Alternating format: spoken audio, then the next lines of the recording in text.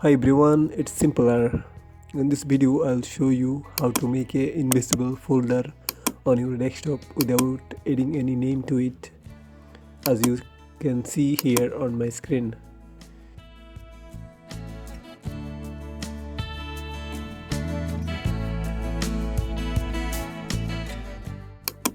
You can create this folder on any other places as well, like this. Before we start, consider subscribing this channel if you are new for more of these types of videos. So let's begin.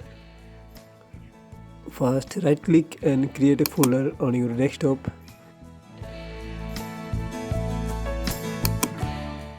Then right click on it and choose rename. Now hold Alt key on your keyboard and press 0160. This will remove the name for the folder. Now click outside to apply the changes.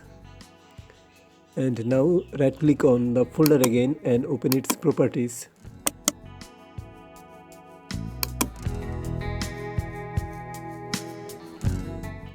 And change its icon to a transparent one.